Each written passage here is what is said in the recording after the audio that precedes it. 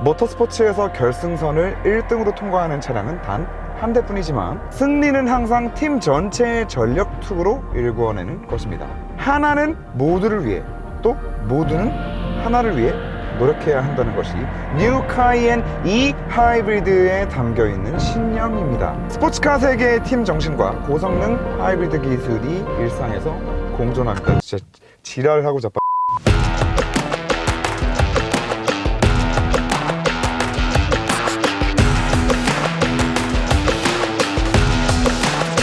여러분 안녕하세요, 모트라인입니다. 카이엔 E 하이브리드 모델을 오늘 소개해 드려 볼까 합니다.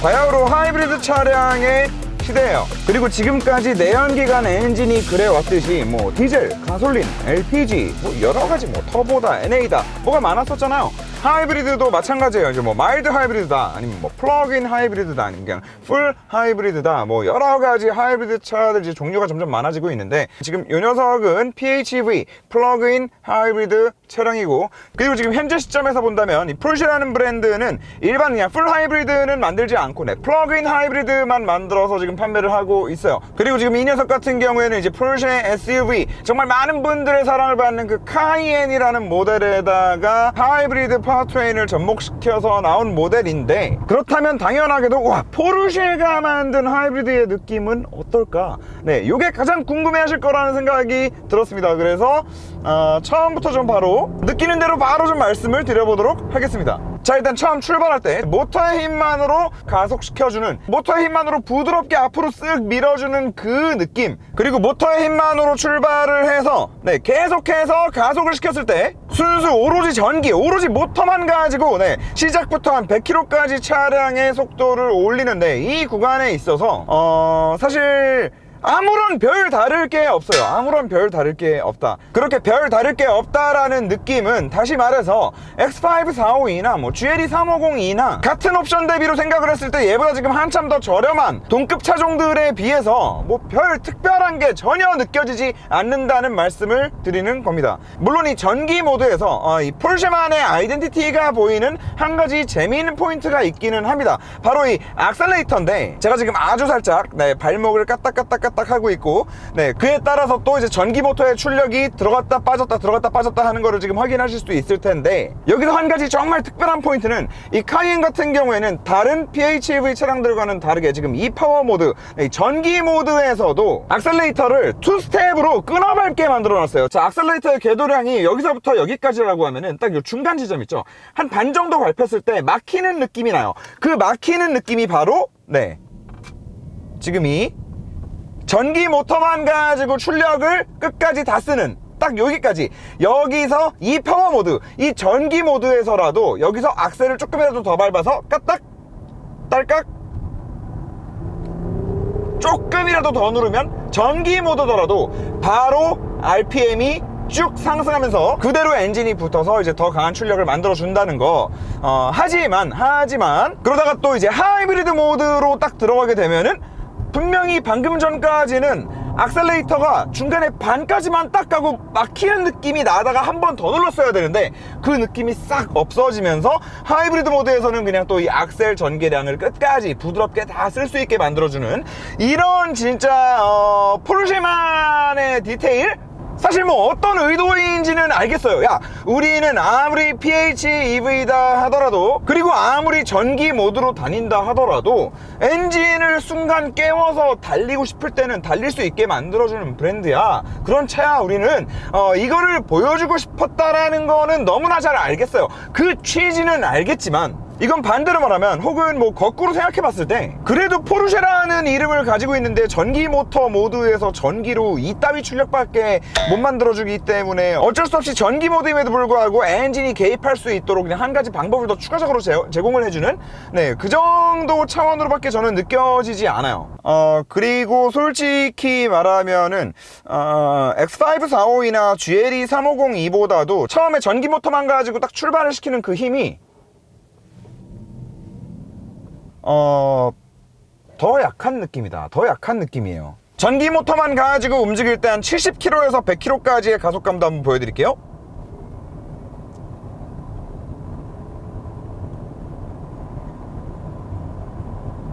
100, 네.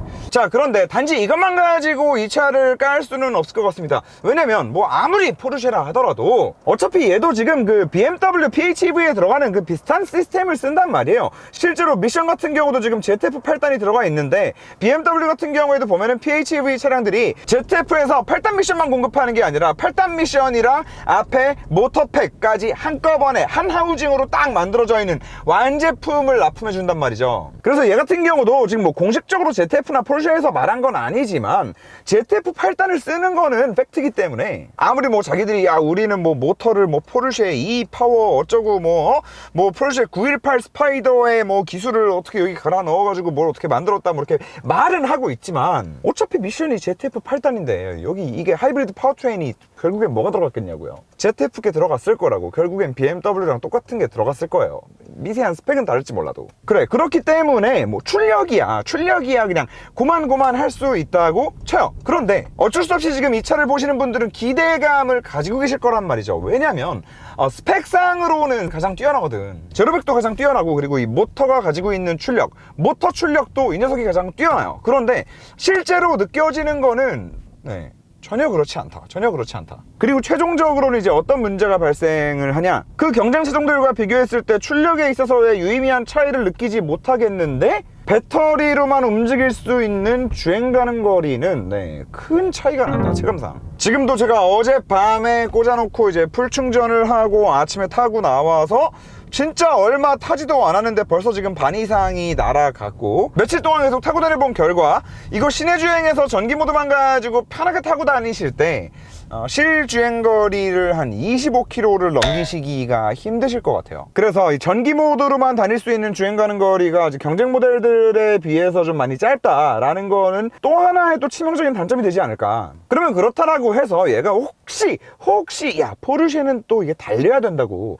배터리 용량을 조그만 걸 넣는 거 아니야? 라고 생각도 했었는데, 지금 또 그것도 사실 아니란 말이죠. 또 물론 단지 공차 중량으로만 비교를 했을 때 얘가 X5 452보다도 지금 가볍습니다. 그리고 GLE 350E에 비교를 한다면 무려 지금 얘는 200kg가 더 가볍기는 해요.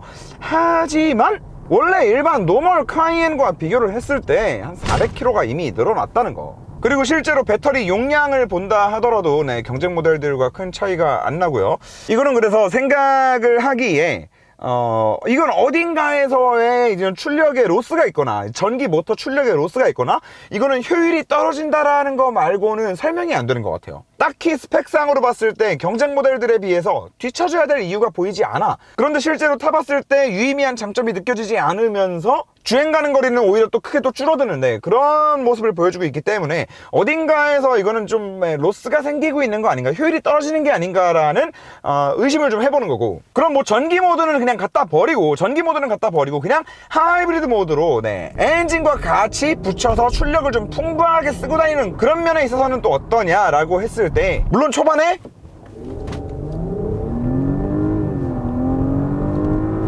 엔진과 모터가 함께 힘을 합쳐가지고 땅 쳐주는 그 느낌 자체는 좀 상당히 경쾌하다고 할 수 있지만 이 또한 사실 GLE 350E보다는 분명히 나은 부분이 있지만 X5 452랑 큰 유의미한 차이를 느끼지 못하는 X5 452와 비교해서는 솔직히 X5가 더 나은 것 같다?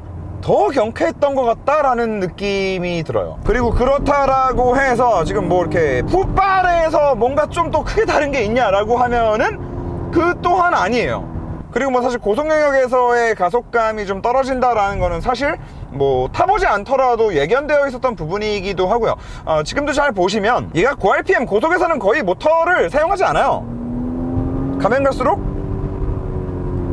지금 여기 들어가 있는 6기통 저 싱글 터보 아우디 엔진, 물론 포르쉐에서 같이 만들었다라고는 하지만 아우디 엔진, 그 노멀 카이엔에도 다 들어가고 노멀 파나메라에도 들어가는데 그 6기통 엔진, 저 엔진 자체가 출력이 뭐 대단할 게 애초에 없었던 엔진이기도 하고, 또 그렇다고 해서 지금 여기 들어가 있는 모터가 이런 초고속 영역에서까지 출력을 서포트 해주는 건 아니거든요. 그래서 지금도 가속 중에 모터의 힘이 빠지는 걸 한번 잘 보세요.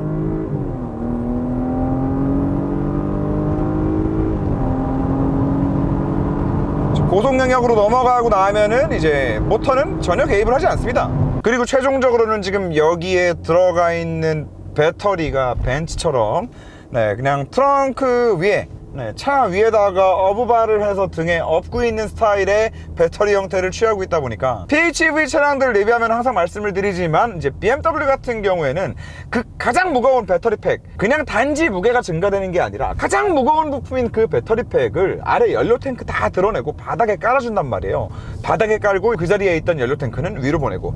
근데 이제 벤츠 같은 경우에 항상 그냥 트렁크에다가 이제 위에다가 배터리를 어부바해서 만들었었는데 얘도 마찬가지입니다 지금. 그리고 그 위에 그렇게 엄청난 배터리를 끼겨놓은 결과, 물론 지금 이 녀석이 옵션으로 PDCC가 빠져있기는 하지만 그냥 이렇게 스티어링 타격을 딱딱 줬을 때는 와, 역시 포르쉐구나, 스티어링 반응이 엄청 민첩하네 라는 생각을 들게 할 수는 있는데,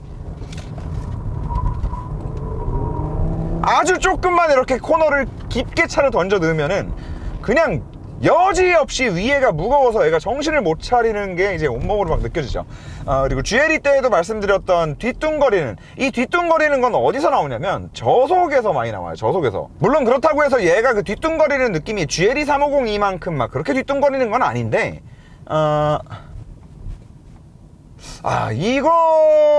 이거는 원래 카이엔에 이 3챔버 에어 서스펜션이 딱 들어가면 진짜 기가 막힌 깔끔하면서도 고급스러운 느낌을 만들어 주거든요. 그 SUV랑 에어 서스펜션은 애초에 안 맞는다라고 말씀하시는 분들이 있는데, X5나 그냥 이 노멀 카이엔에 3챔버 에어 서스펜션 들어가 있는 차를 안 타보셔서 그래요. 정말 뒤뚱거림 없이 정말 가볍고 사뿐하고 부드럽고 고급지게 잡아준단 말이에요. 그런데 지금 얘는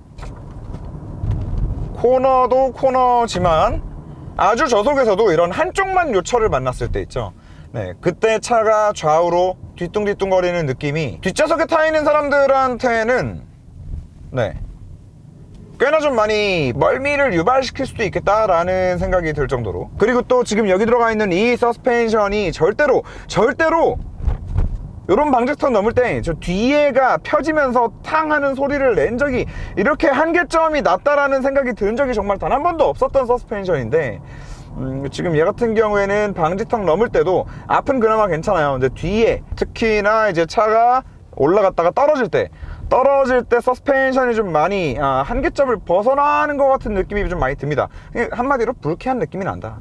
꼭 방지턱뿐만 아니라 이렇게 한쪽만 맨홀 밟는데 이런 모든 상황에서 계속 좌우로, 물론 뭐 이제 파나메라부터 시작해서 타이칸 그리고 카이엔 쿠페 터보 리뷰할 때도 말씀을 드렸듯이 지금 요즘에 이 포르쉐에서 사용하고 있는 이 3챔버 에어 서스펜션은 정말 대단한 물건이에요. 그래서 지금 이 녀석 같은 경우도 이런 저속 구간만 아니면은 고속에서 찰랑찰랑 떠다닐 때의 느낌은 진짜 너무나 고급스럽거든요. 너무나 부드럽고. 그런데 아무리 그런 대단한 에어 서스펜션을 가지고 있더라도 저 뒤쪽 저 높은 데다가 저 무거운 배터리를 저렇게 그냥 얹어 놓은 결과이지 않을까, 그런 생각이 듭니다. 이거는 어쩔 수 없는 부분인 것 같아요. 이건 물리 법칙이기도 하고 거스를 수 없는 부분인 것 같기도 해요. 레이스카들 뭐 F1도 보면 맨날 뭐 롤센터가 어쩌니 맨날 뭐 그러잖아요. 그리고 단지 무게 배분이 아니라 이 무게 중심이 얼마나 중요한지에 대한 사례를 국산차에서도 사실 찾아볼 수가 있는데,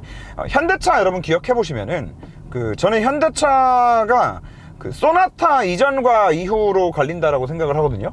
그 소나타 이제 DM8 걔가 생긴 거는 좀 그래도 그 N3 플랫폼을 사실 처음 대중들한테 딱 선보인 차잖아요. 저는 그 N3 플랫폼, 그 소나타 이후와 이전이 현대차가 너무 느낌이 달라요. 진짜 그 이전 소나타들은 진짜 타면은 와, 이게 아주 작은 이런, 지금 같은 아주 작은 이런 요철에서도 어쩜 이렇게 싼 느낌이지? 라는 생각이 그렇게 많이 들었었는데, 그 N3 플랫폼 자체가 이제 저중심 설계가 이제 특징인 거거든요. 물론 다른 많은 강성도 좋아지고 뭐도 좋아지고 했겠지만 제일 중요한 건 저중심 설계란 말이야. 결국에 이렇게 플랫폼 하나 딱 바뀌고 나니까 그냥 물론 서스펜션도 좋아지고 전반적으로 다 같이 업그레이드가 되긴 했겠지만 진짜 차의 느낌이 너무 많이 달라져서 와, 진짜 플랫폼이 이렇게 중요한 거구나. 그래서 BMW가 그렇게 진짜 되게 나이스한 핸들링이나 좋은 거동을 보여주면서도 부드러운 승차감까지 이렇게 함께 잡는구나 라는 생각도 들고, 참 이렇게 뭐 많은 것들을 느끼게 해줬던 차였는데, 소나타가. 얘도 뭐 비슷한 거죠. 배터리를 그냥 저기다 갖다 얹어 놓고 이렇게 대충 판다라는 거 말고는 설명이 안 되는데, 이렇게 대충 판다는 것 자체가 지금 이 모델 또한 벤츠에서 제가 말씀드렸던 것처럼 그냥 911이나 뭐 다른 고성능 내연기관 모델들을 조금이라도 더 팔기 위해서 어쩔 수 없이 지금 희생양으로 나와가지고 이렇게 어쩔 수 없이 판매되고 있는 모델이 아닌가, 뭐 그런 생각이 듭니다. 지금 이제 전 세계적으로 이제 탄소 중립을 향해서 가고 있고, 그리고 탄소 중립을 향해서 가기 위해서는 이 탄소 배출량에서 내연기관차가 차지하는 비중이 이제 운송수단이 차지하는 비중이 한 20% 된다고 해요. 이걸 이제 제로로 가기 위해서는 이제 각 브랜드들도 다 이제 그 글로벌한 캠페인에 동참을 해야 되는 상황인데, 브랜드 전체를 봤을 때 이 전체 탄소 배출량을 낮추기 위해서는 이런 모델이 분명히 지금 껴줘야만 하는 상황이거든요. 그래서 지금 벤츠나 포르쉐 같은 경우에 내연기관의 마지막 힘을 좀 더 싣고, PHEV나 하이브리드 차량들 같은 경우에는 진짜 어쩔 수 없이 진짜 이 정책적으로 탄소 중립을 맞춰야 되기 때문에 어거지로 만들어가지고 지금 판매하고 있는 모델이 아닌가라는 생각을 지을 수가 없어요. 약간 근데 좀 맞는 부분이 좀 있는 것 같아요. BMW 같은 경우에 한동안 지금 내연기관 엔진이 오히려 뭐 새로운 라인업도 발표되는 게 없고, 포르쉐는 막 8단 DCT 새로 만들어가지고 또 막 계속 쓰고 그러는데, 걔네는 이번에 M DCT 그냥 다 단종시키고 8단 ZF로 다 넘어가 버렸죠. 대신에 이번에 iX 같은 차 딱 먼저 내놓기도 하고, 약간 BMW가 독일 완성차 업체들 중에서는 좀 이제 선봉에 서서 전기차로서의 전환에 좀 앞장서고 있는 그런 모습이고, 벤츠랑 포르쉐 같은 경우에는 살짝 지금 몸을 좀 사리고 있는 그런 느낌이 조금 들어요. 그리고 계속해서 말씀드리지만, 같은 PHEV, 같은 요급의 SUV 라인업들 중에서 보더라도 진짜 이거 BMW가 더 좋고 말고를 다 떠나서 딱 만듦새를 봤을 때도 가장 돈 많이 들여서 만드는 티가 나고 성의가 보이죠. 그리고 실제로 타보면 그게 온몸으로 느껴지기도 하고. 참고로 이거는 비잽에서 나온 초미니 시거적인데, 아시죠? 이렇게 쏙 꼽으면 싹 들어갑니다. A타입도 있고 C타입도 있고, 그리고 여기 C타입 같은 경우에는 삼성 휴대폰들 초고속 충전 지원하는 PPS 기능까지 다 들어가 있고요.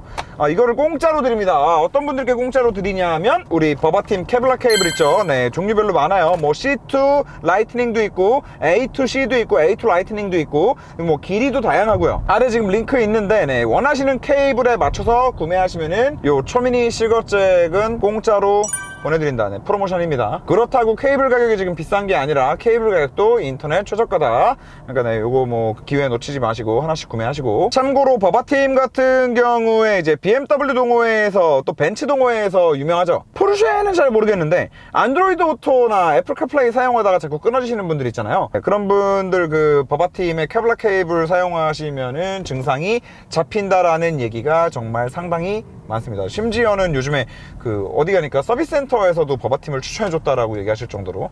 아무튼 그 케이블입니다. 그 케이블을 사시면은 초미니 초고속 충전 시거잭을 공짜로 드린다. 자, 지금 이 차량 같은 경우에 카이엔 E 하이브리드 기본 모델에다가 이제 3챔버 에어 서스펜션이 옵션이 추가가 되고, 그리고 이제 주행 보조 장치도 다 추가가 돼 있어요. 옵션으로. 뭐 주행 보조 장치 써보긴 했는데, 이것도 벤츠나 BM에 비해서 한 70% 수준? 그 정도로 좀 뒤처지는 느낌이 들었고요. 옵션으로 또 뭐 소프트 클로징 도어가 들어가 있고요. 그리고 후륜 조향 들어가 있습니다. 후륜 조향 물론 있으면은 너무 좋은 옵션이고 그렇기는 하지만, 이거 모든 거를 다 해서 지금 1억 6천인데, 만약에 저희 아버지께서 이 차를 사신다라고 말씀하시면은, 저는 도시락 싸들고 다니면서 말릴 것 같습니다. 그리고 이 차량은 이 영상 맨 앞에도 그래픽으로 소개가 된, 저번에도 알려드렸던 타봄 신 대표님의 아버님 차량입니다. 아니, 아버님은 아무 잘못이 없으시죠.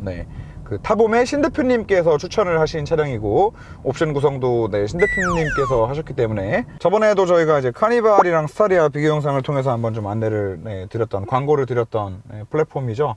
타봄. 여러분이 좀 타보고 싶은 차량들, 네, 근처에서 실차주한테 생생한 실차주의 얘기를 들으면서 좀 한번 타보고 싶다라고 하시는 분들, 네, 검색하셔서 플랫폼 다운 받으시고 한번 이용해 보시면 너무 좋을 것 같습니다. 아무튼 이게 포르쉐 심지어 또 카이엔이고, 네, 막 가격이 1억 6천이고 이런 차를 계속 좀 안 좋은 말만 해가지고 저도 참 민망한데, 마지막으로 하나만 좀 더 하면 정말 이거 하나만큼은 그래도 경쟁 모델들에 비해서 얘네가 잘해놓지 않았을까? 라고 생각했던 게, 네, 그 기대가 좀 완전히 깨지는 부분이기도 한데, 브레이킹 느낌이에요. 브레이킹을 할 때 그게 뭐 담력이 크든 작든 간에 일정하게 되게 일관되게 쭉 들어가는 그 느낌이 사실 되게 중요하거든요.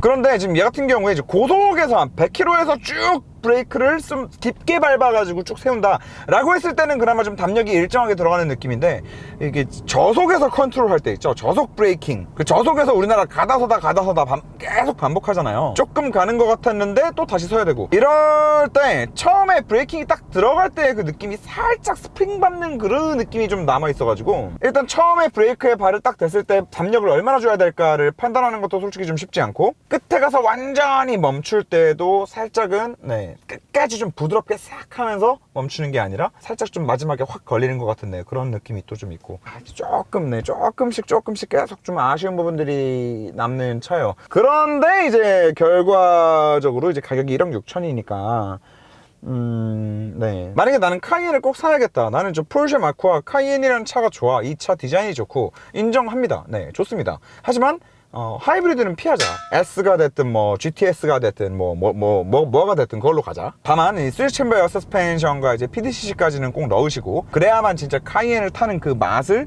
그 진짜 몇 배로 느낄 수 있다. 하지만 어쨌든 간에 하이브리드는 아니다.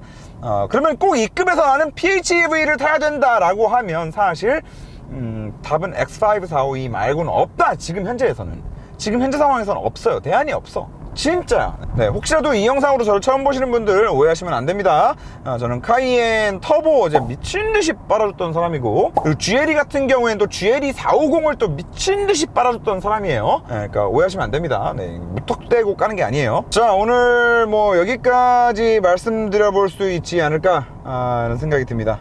그리고 지금 차량 빌려주신 신종원 대표님, 네, 다시 한번 좀 감사드립니다.